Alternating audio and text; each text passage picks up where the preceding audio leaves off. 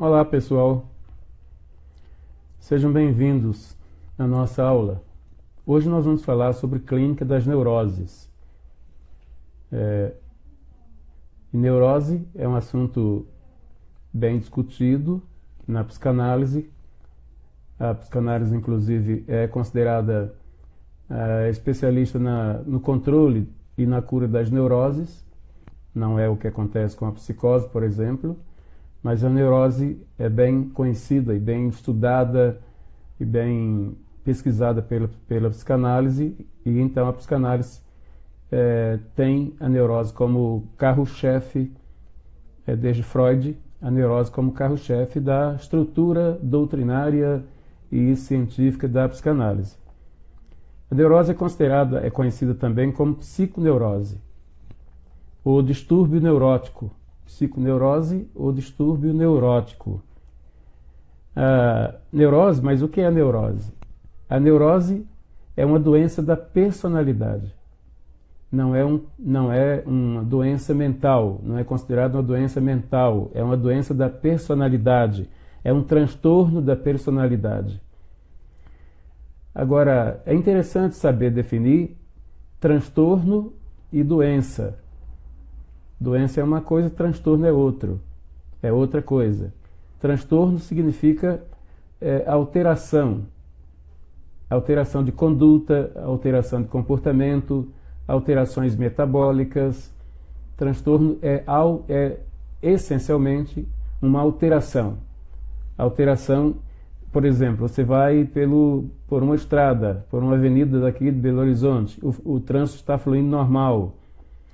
De repente acontece um acidente, alguém bateu, outro carro colidiu com outro e causou um impedimento para esse fluxo do trânsito. Então causou um transtorno, porque alterou a sua agenda. De repente você estava indo para um encontro e nesse encontro era uma reunião importante, mas por causa do acidente você não vai chegar nesse encontro na hora que você agendou.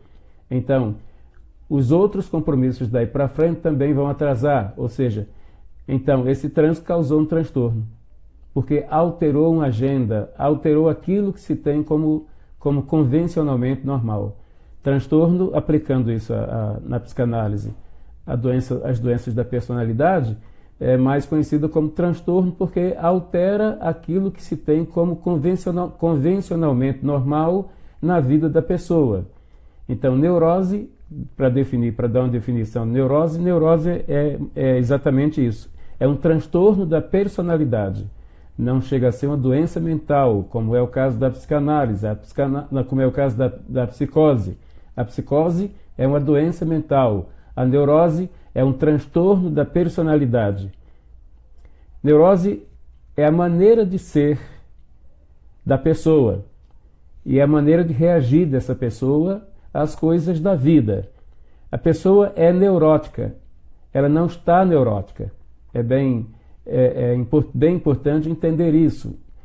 O neurótico é uma pessoa que é neurótica, ela não está neurótica. Aliás, ela não está neurótica neste momento. A maneira como ela reage à vida, a maneira como ela reage aos seus impactos emocionais, mostram que ela é uma pessoa neurótica. Não é, naquele momento ela está neurótica, ela é uma pessoa neurótica, porque neurose, em termos de definição, neurose é a maneira da pessoa ser e de reagir à vida, sobretudo aos impactos emocionais.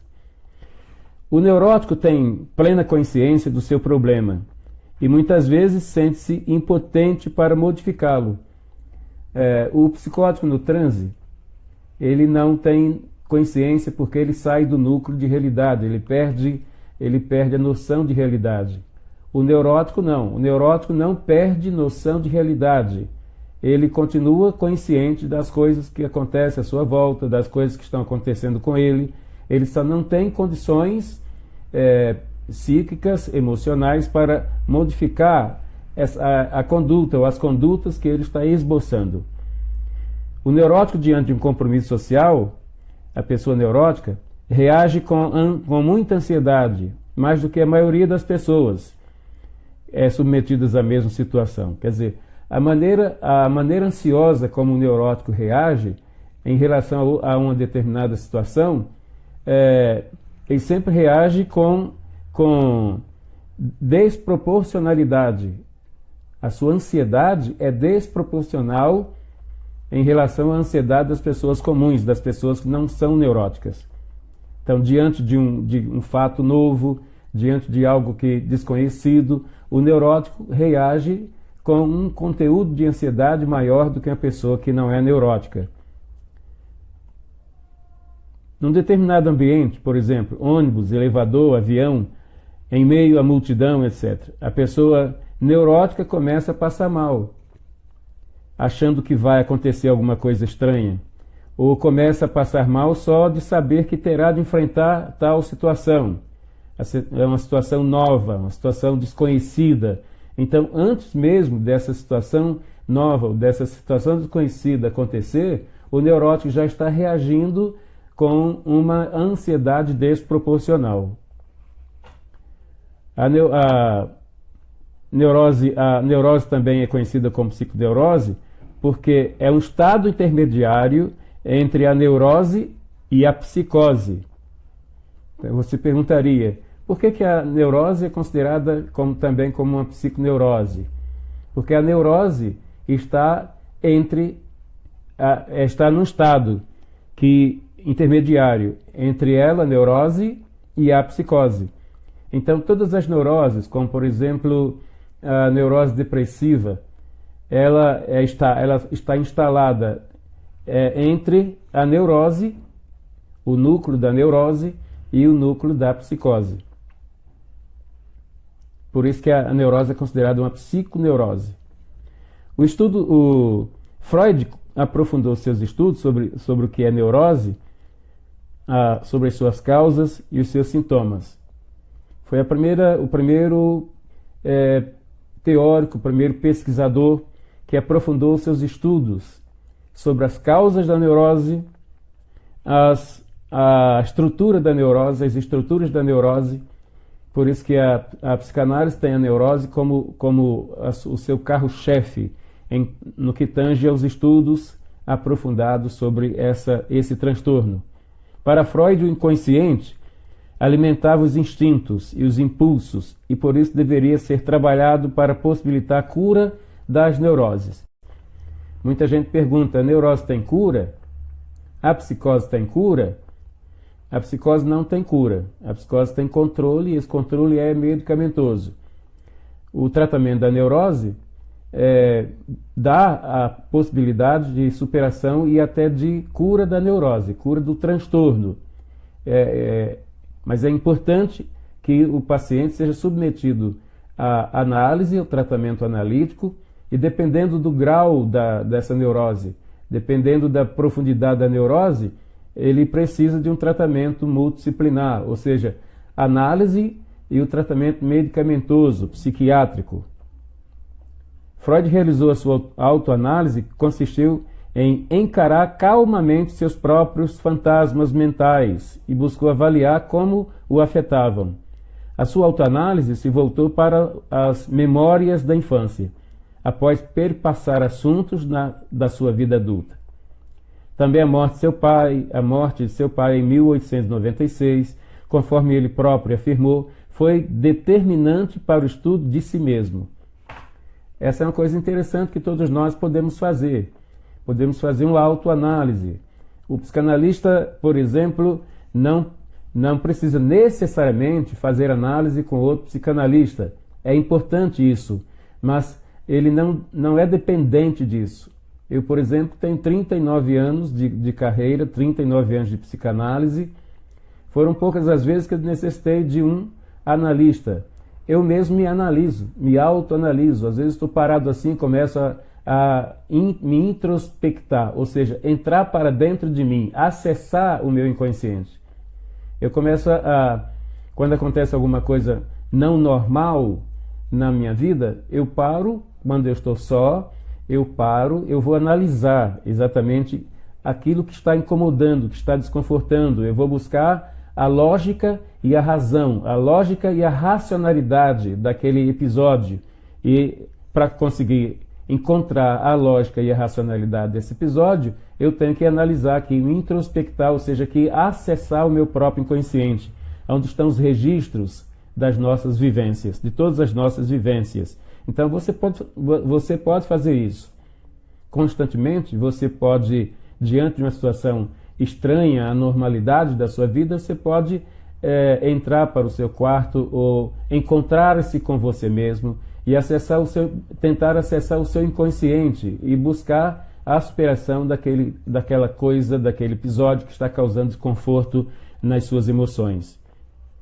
A neurose é um dos principais pontos da teoria de Freud. Ao desenvolver a sua teoria da sexualidade, ele demonstrou diversos aspectos que levam o homem a esse sofrimento neurótico. Ou seja, uma das coisas que são importantes, que tem uma importância para a formação da neurose, está relacionada com a sexualidade. Muita gente fala assim que Freud tinha o sexo na cabeça, que tudo para Freud era sexo. Na verdade, isso não é o que ocorria. Na verdade, a nossa sexualidade é preponderantemente importante para a nossa vida emocional, para a nossa vida sentimental. Quando, por exemplo, a pessoa está passando por um momento em que ele está impedido de praticar a sexualidade, a sua vida sexual, ele tem que interromper a sua vida sexual. Enquanto ele estiver, no tempo que estiver, com a sua funcionalidade sexual interrompida circunstancialmente, o estado de tensão emocional aumenta. A ansiedade também aumenta, porque está relacionado com os impulsos da sexualidade que a pessoa tem que se esforçar para contê-los, para não fazer besteira, ok? Na neurose de angústia, por exemplo, alguns de seus principais sintomas podem ser de natureza diversa. Dentre essa natureza diversa está a sexualidade incluída. Entre eles, existem congestões, existe diarreia, distúrbios respiratórios, distúrbios cardíacos, causados por esse sintoma de angústia, que é causado pela neurose. E a angústia é a manifestação da neurose, de um tipo de neurose. Existem vários tipos de neurose que você vai conhecer aqui adiante. E a angústia é uma desses tipos de neurose, é apenas um dos tipos de neurose.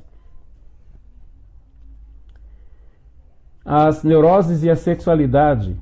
Ao se definir o que é neurose, vemos que muitos de seus sintomas, como já disse, origens estão ligados à sexualidade, ao menos de acordo com as teorias freudianas. Freud afirma que há um desvio da libido de sua aplicação satisfatória na neurose de angústia, por exemplo.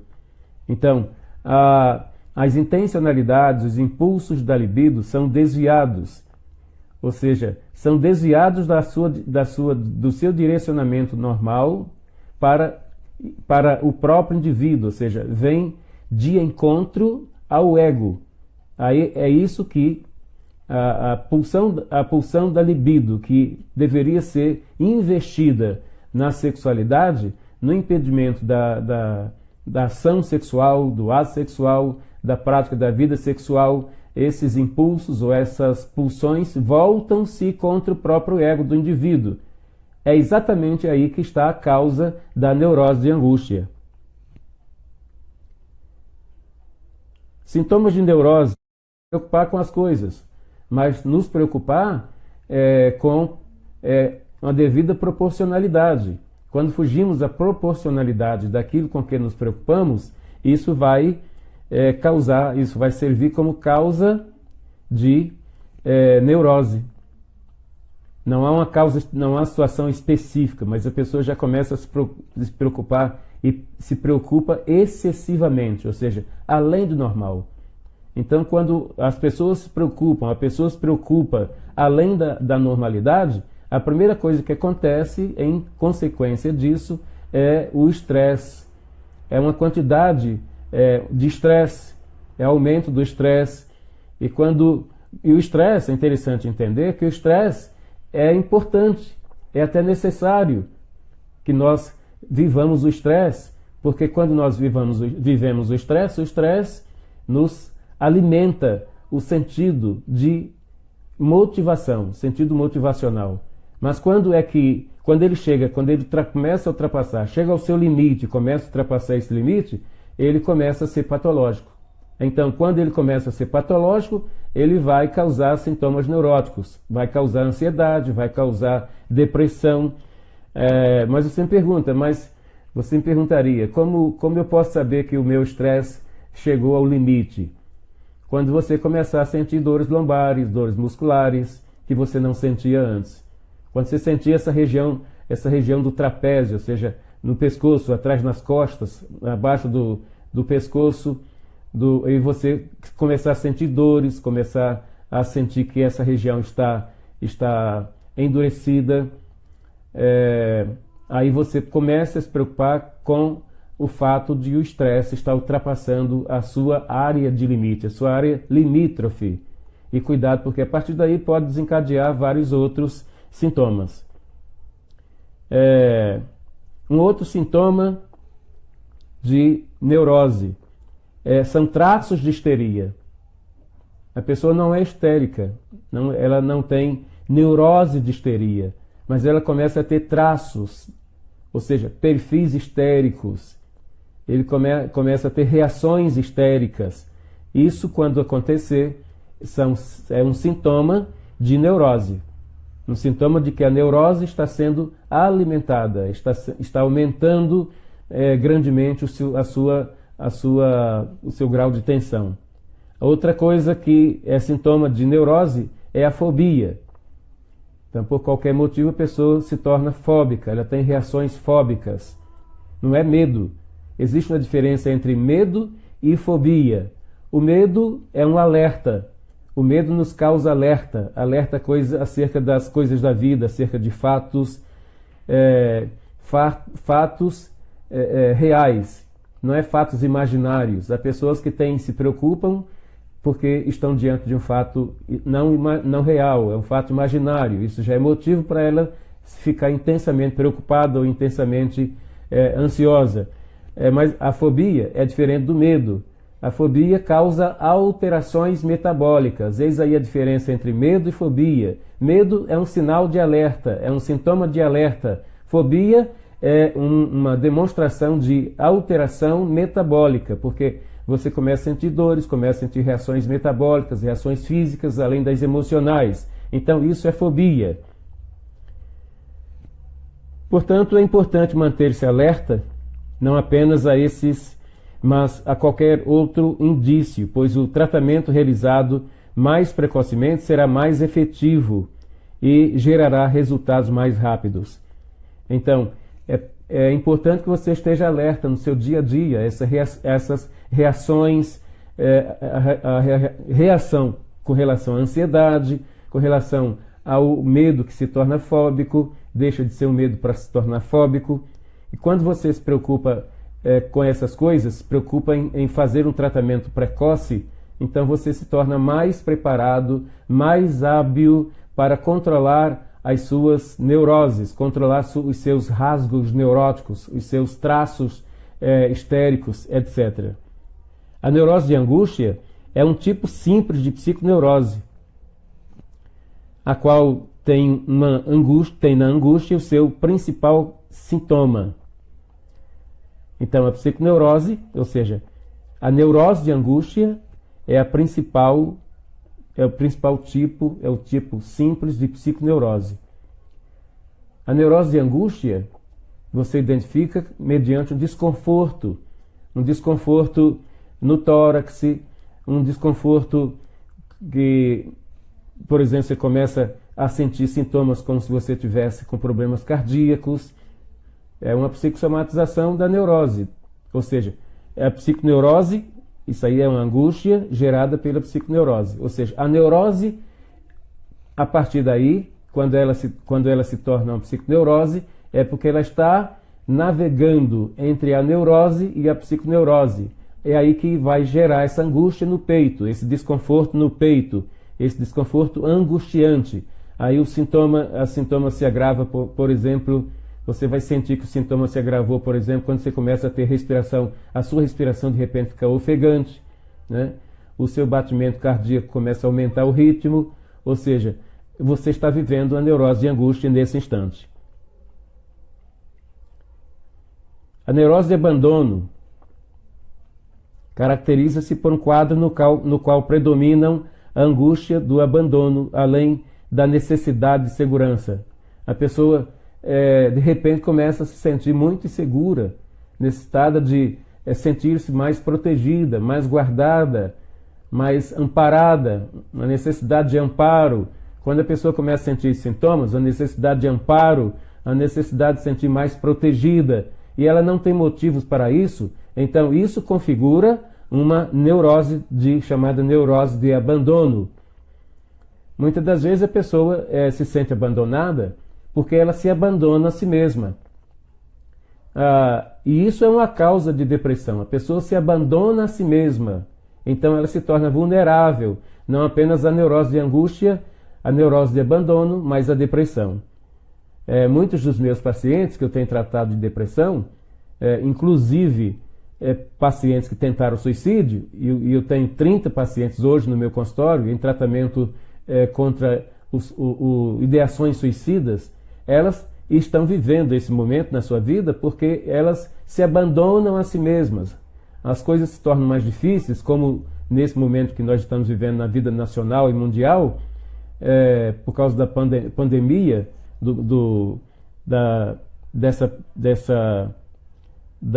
desse vírus.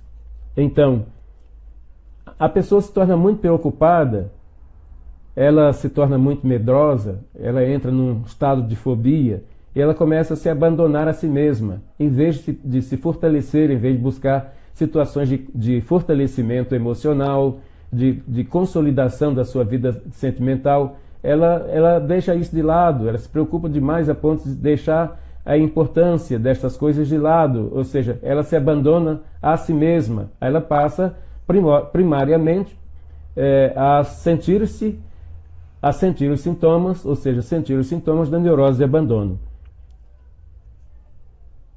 A neurose não é sinônimo de loucura. A pessoa neurótica não é louca. É uma boa notícia para você. A pessoa neurótica não é uma pessoa louca. Já a pessoa psicótica é considerada uma pessoa louca. Por quê? Porque ela perde o núcleo de realidade, ela perde o contato com a realidade. Já o neurótico não perde esse contato com a realidade. Por isso o neurótico não é identificado como uma pessoa louca, porque a neurose não é sinônimo de loucura. A diferença entre uma pessoa neurótica e uma pessoa normal é em relação à quantidade de emoções e sentimentos, e não quanto à qualidade deles. Repetindo, a diferença entre uma pessoa neurótica e uma pessoa normal está na relação entre a qualidade, ou seja, a quantidade das suas emoções e sentimentos, e a qualidade dessas emoções e desses sentimentos.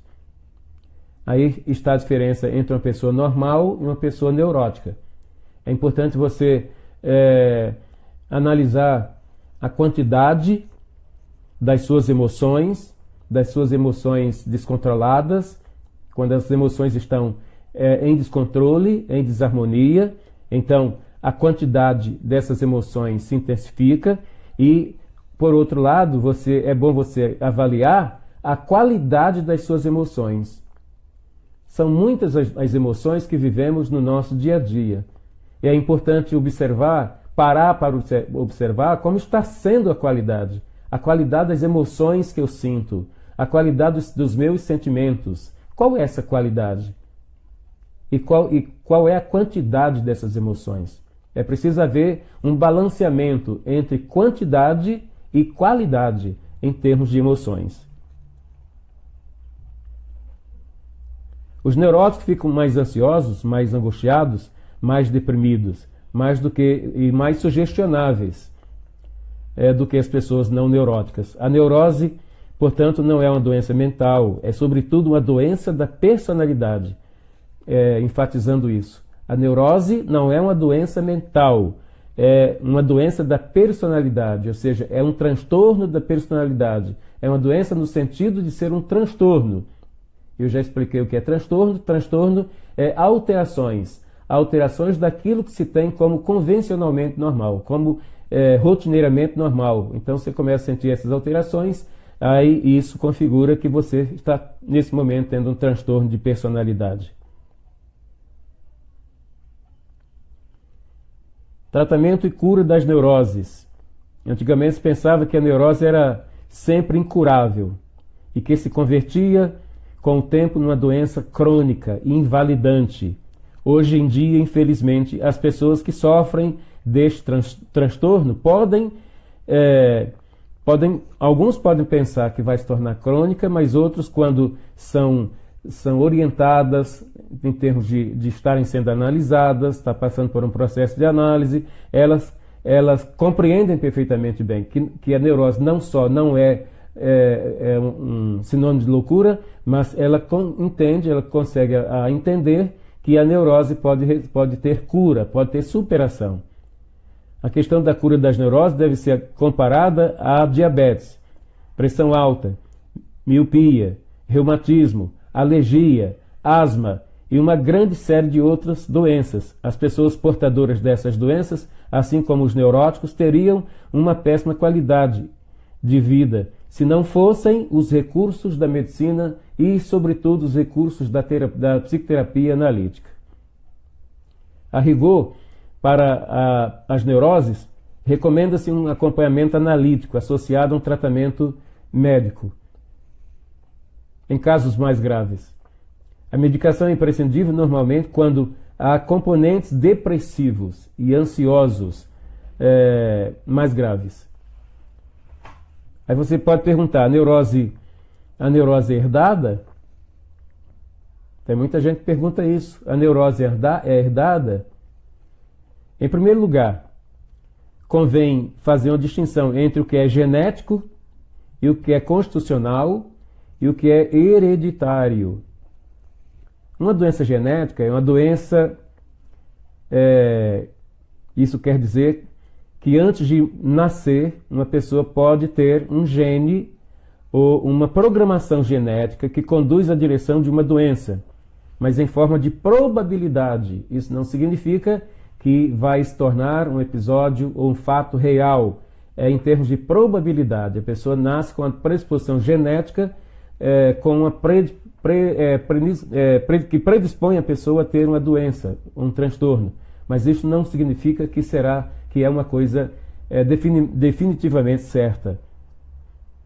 A doença, então, a neurose pode ser genética, ou seja, se a mãe tinha neurose, tinha neurose ou tinha ansiedade, ela sofria desse mal, desse transtorno, e ela engravidou, ela teve o seu filho. O filho pode nascer com a predisposição genética para a ansiedade, por exemplo, para o transtorno de ansiedade. Pode nascer com a predisposição genética para a depressão. Então, por isso que há depressões, há transtorno de ansiedade, que são de causa genética.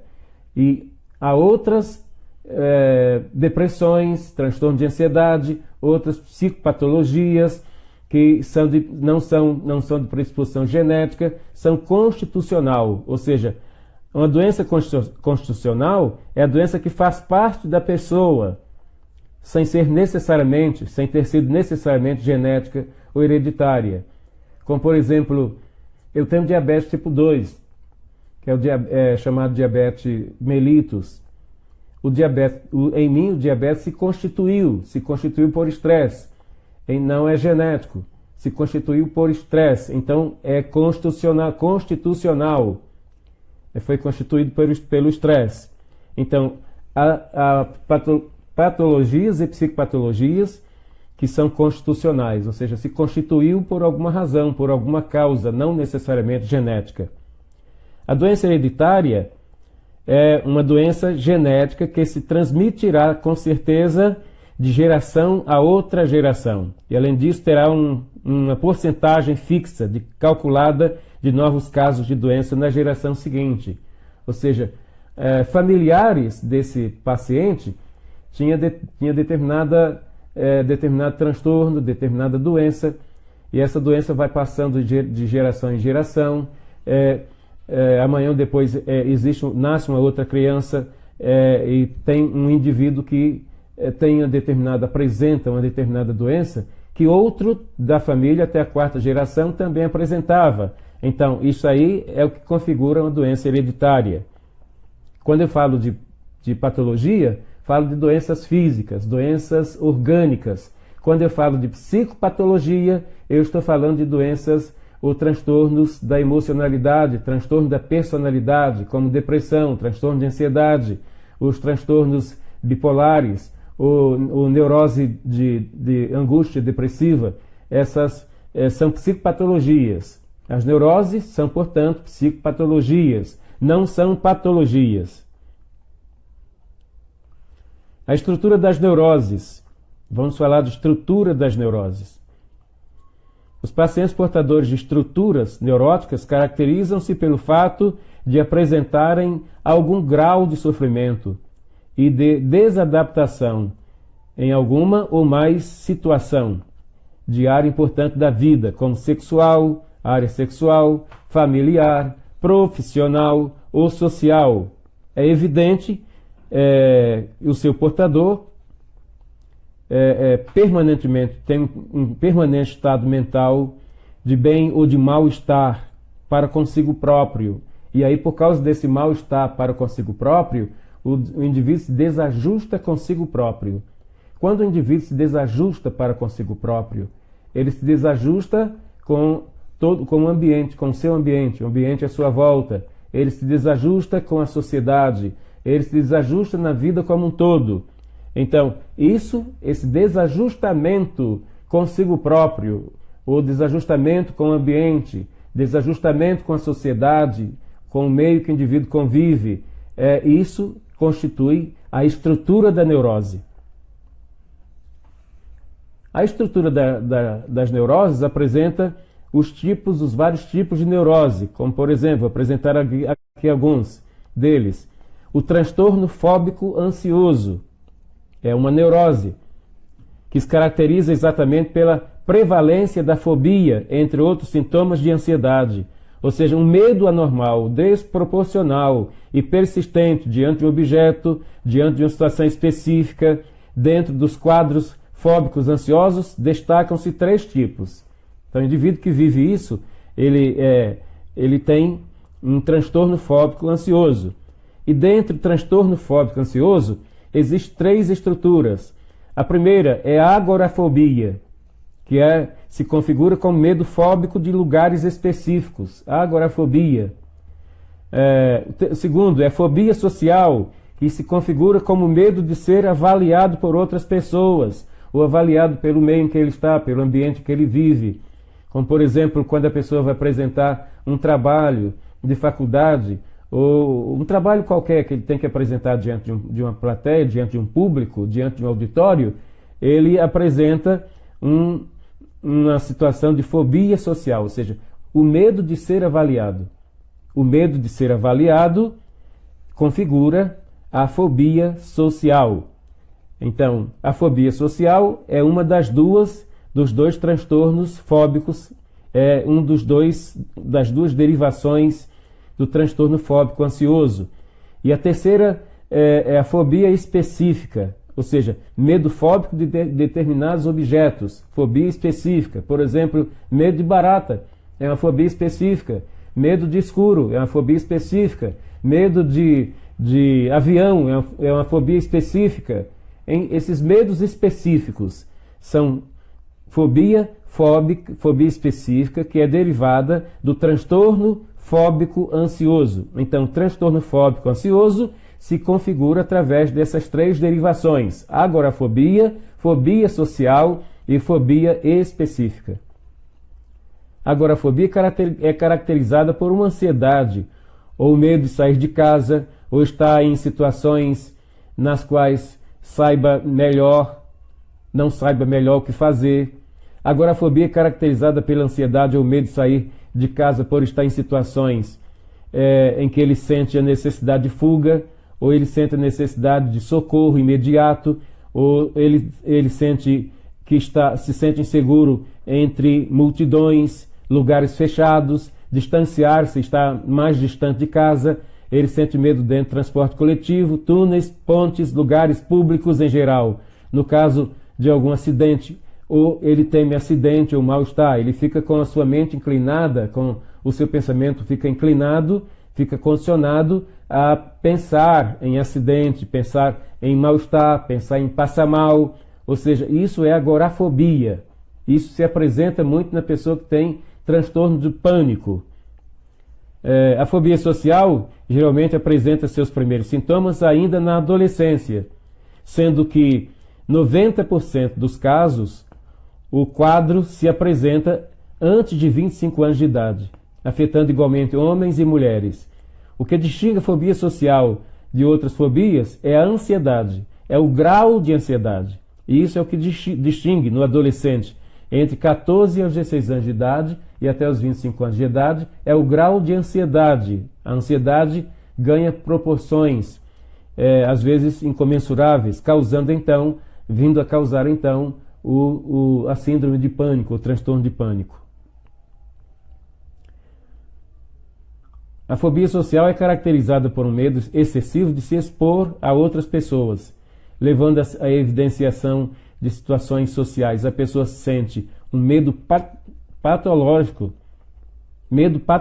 de agir de forma ridícula na presença de outras pessoas. Esse é o maior temor da pessoa portadora de fobia social. Quando ele tem que se expor, ele tem o medo de provocar uma situação ridícula. É por isso que ele passa mal. Os tipos mais comuns de fobia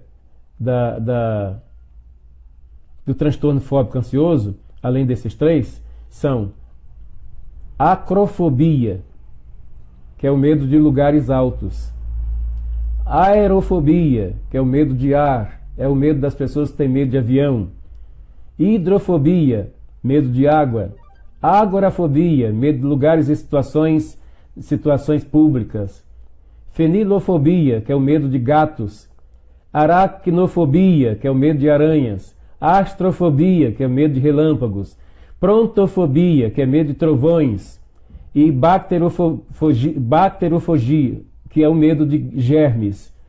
Por exemplo, é o medo que está acometendo as pessoas atualmente com a pandemia.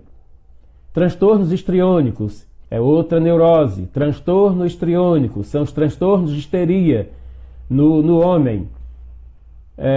Transtorno de histeria é mais específico na mulher, mas Freud descobriu que o homem também tinha traços histéricos.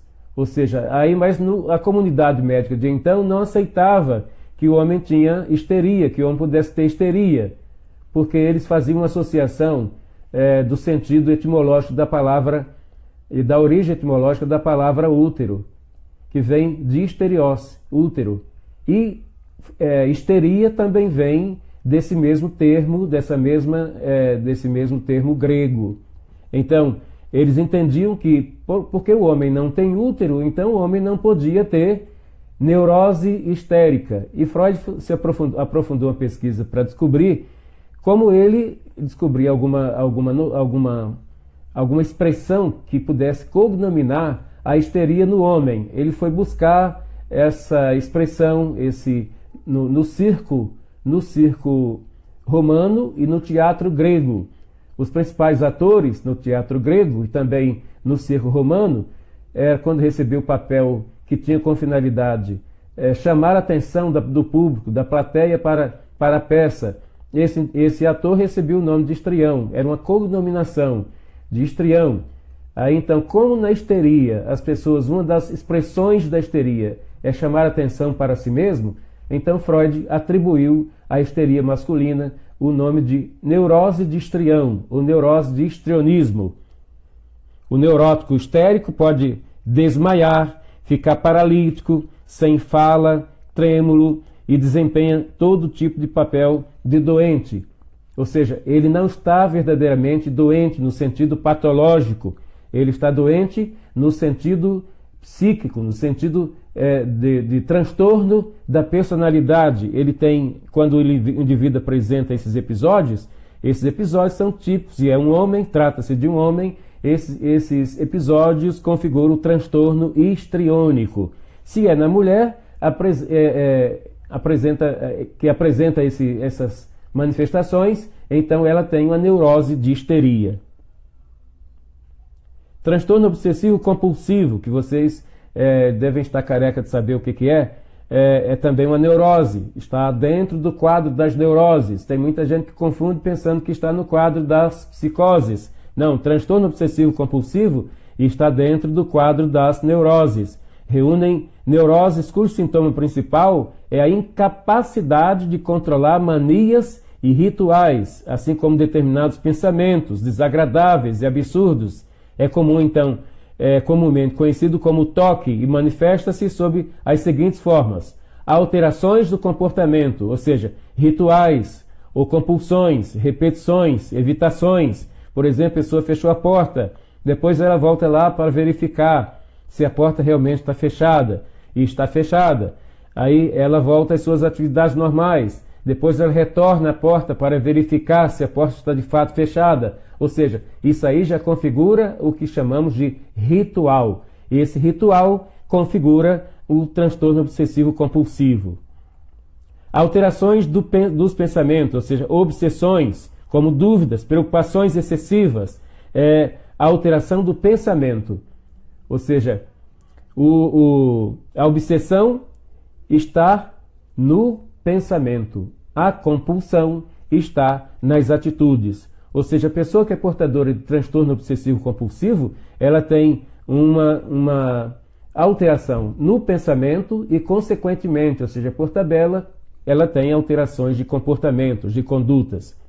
Alterações das emoções, como medo, desconforto, aflição, sentimento de culpa, depressão. Isso são configurações do transtorno obsessivo compulsivo. Transtorno de ansiedade generalizada. Todo mundo já sabe o que é. Não precisa perder muito tempo com isso. O transtorno de ansiedade generalizada caracteriza-se por uma duração mais intensa, longas e persistentes, além de não ajudar a enfrentar os fatores estressores do dia a dia. Ela dificulta e atrapalha as reações.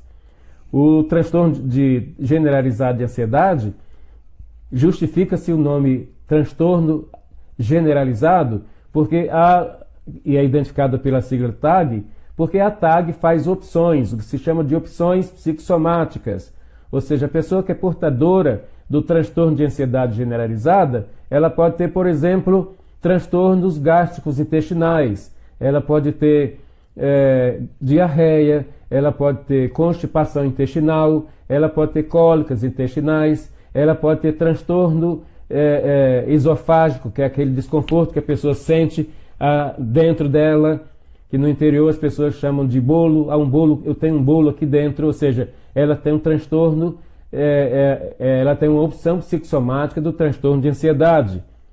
A segunda opção do transtorno de ansiedade é na área cardiovascular, ou seja, ela tem os mesmos sintomas, passa a ter os mesmos sintomas que a pessoa cardíaca. Ela passa a sentir aquela dor constringente, chamada de angina de peito, ou angina pectoris. Ela passa a ter respiração ofegante, ela passa a ter o batimento cardíaco acelerado ou diminuído, ou seja, ela passa a ter uma série de cardiopatias que a faz pensar que está cardíaca, mas vai se submeter a um exame cardiológico e não apresenta nenhum diagnóstico conclusivo acerca disso. Então, o que é que ela tem? Ela tem uma opção psicossomática do transtorno de ansiedade.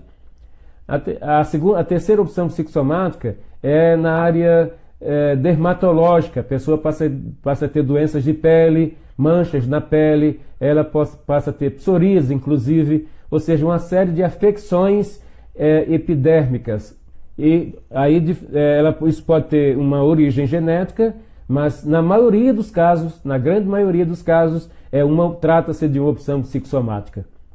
A quarta opção psicossomática do transtorno de ansiedade é no que tange a sua imunidade, a imunidade do paciente. Ele passa a viver com a imunidade baixa, ele passa a se tornar vulnerável a doenças de época, a gripes, resfriados, corizas, alergias, etc. Isso pode ser de natureza psicossomática, é a quarta opção psicossomática. É exatamente por isso que a ansiedade generalizada, a TAG, é conhecida como ansiedade generalizada, transtorno generalizado de ansiedade, porque causa esses transtornos psicossomáticos, todos esses transtornos psicossomáticos no paciente.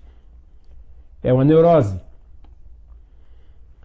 A neurose de angústia, que já falei, se manifesta por meio de uma angústia livre, ou seja, quer sob uma forma permanente, recorrente, quer pelo surgimento em momentos de crise, como taquicardia, dispneia suspirosa, sensação de aperto no peito. Isto configura a neurose de angústia. A neurose depressiva se configura por baixa autoestima, sentimentos culposos, sem causas definidas, exacerbada intolerância a perdas e frustrações, alto nível de oxigênio, alto nível de exigência consigo próprio, extrema admissão ao julgamento dos outros, sentimento de perda e permanente estado de que há algum desejo inalcançável. Isso configura a neurose depressiva. Se o paciente apresenta-se a você com esses sintomas, então você já pode concluir que esse paciente trata-se de uma neurose depressiva.